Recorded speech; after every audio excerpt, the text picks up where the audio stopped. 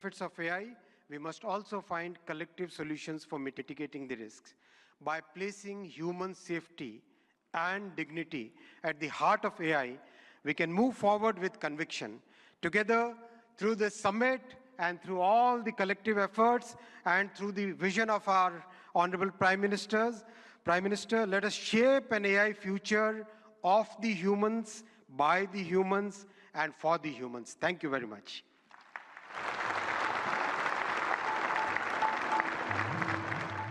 Thank you, Honorable Minister, for the welcome remarks.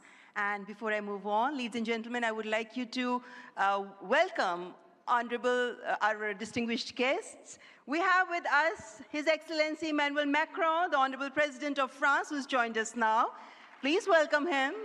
The previous host of AI Summit was France, and it's indeed our privilege to welcome you here again this morning, President Emmanuel Macron.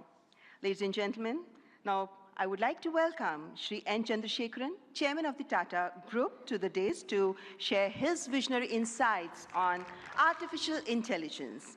Please welcome Shri N. Chandrasekaran, Chairman, Tata Group.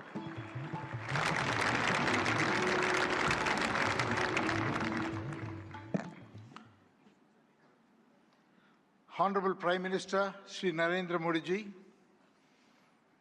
Your Excellencies, Heads of State, policymakers, and distinguished ladies and gentlemen.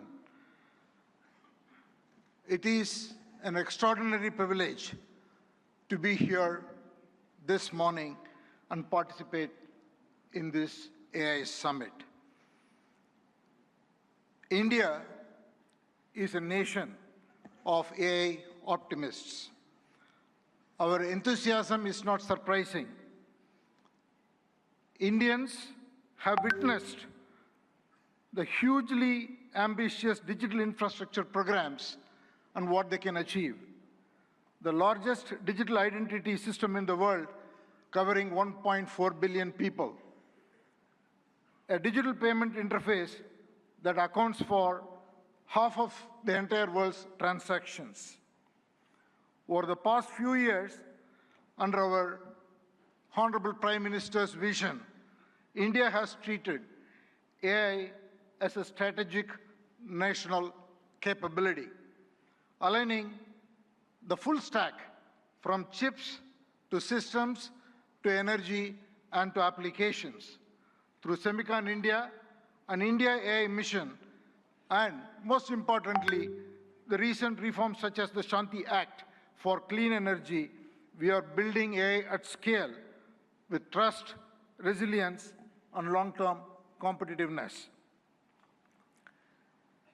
AI is a foundational technology that cuts across all industries. AI is nothing artificial, it is real, because it learns from data and learns faster every day, and it is not based on any fixed rules. Third, AI can scale, and it scales pretty rapidly. Putting all this together, AI, to my mind, is the next big infrastructure. It is the infrastructure of intelligence. It will have a very profound impact, exactly the same way in the past other infrastructure changes have done, steam engines, electricity, or internet. Our mission should be to make AI work for every individual and every citizen in this country. We should put the AI tools in the hands of the last person in the country and in fact on the earth. And that's the vision that we should all work towards. A couple of days ago, we witnessed 1,500 rural women here in Bharat Mandapam who had no background to computing, no background to digital tools. In a matter of few hours, could learn AI, could build products, could build marketing materials, campaigns, all in front of a global audience, and they did it in 4 hours.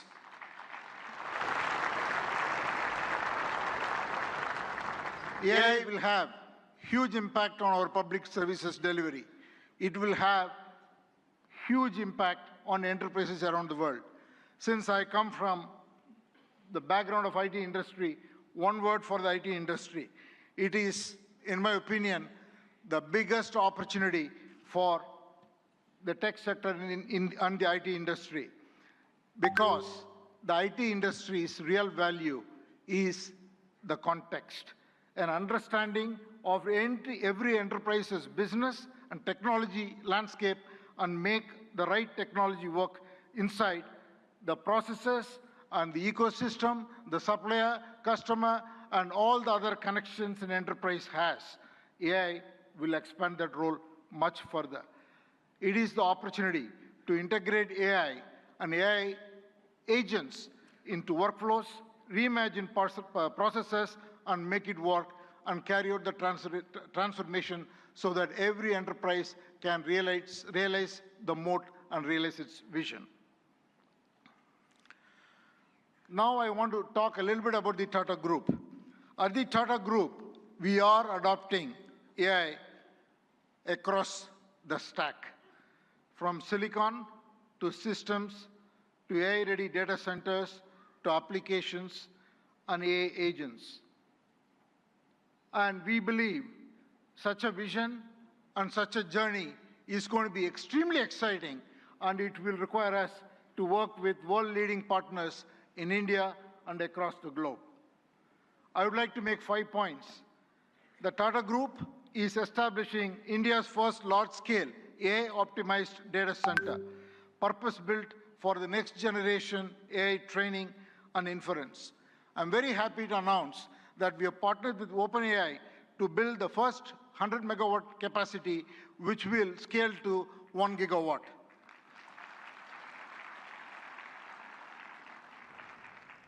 And we made an announcement with AMD yesterday where we will combine the world-class AI rack architecture with Tata's strength in infrastructure, engineering, power, and solution capabilities to create a sustainable high-density AI capacity in India for global standards.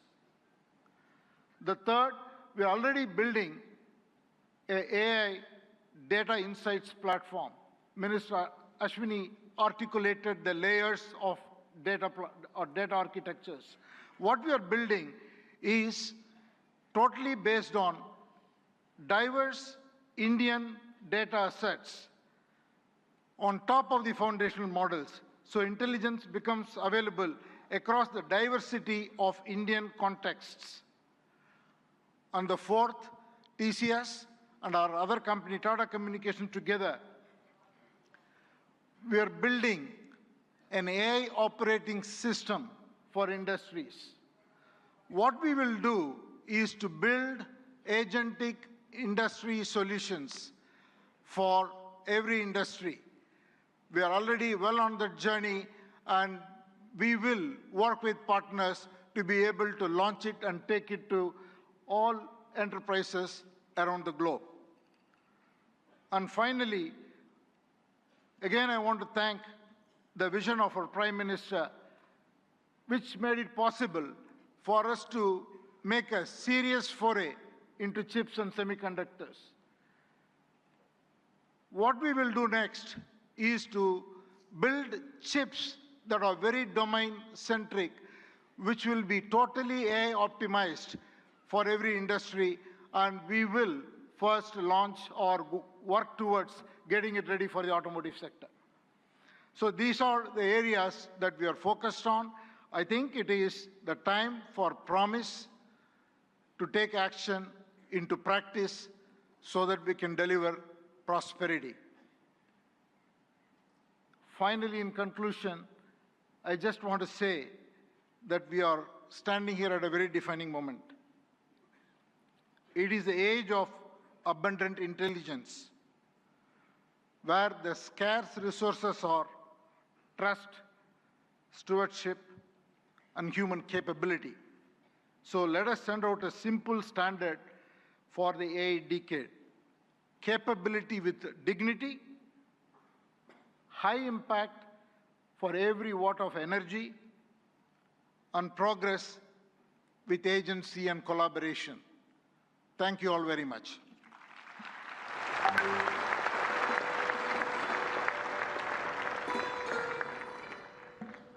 Thank you, Mr. N. Chandrasekharan, for your forward-looking address. Excellencies, please join me in welcoming Mr. Dario Amodei, CEO of Anthropic, a pioneer at the forefront of artificial intelligence, as I request him to address the esteemed gathering. Please welcome Mr. Dario Amodei.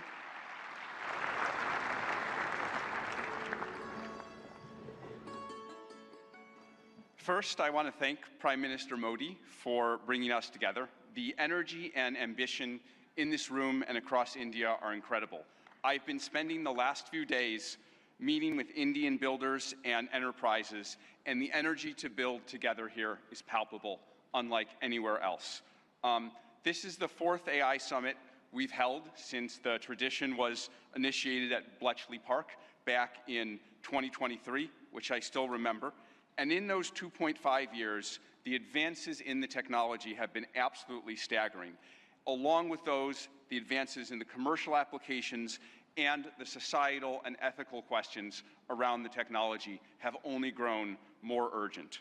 My fundamental view is that AI has been on an exponential for the last 10 years, and as part of a sort of Moore's law for intelligence, and that we are now well advanced on that curve, and there are only a small number of years for AI models surpassing the cognitive capabilities of most humans for most things.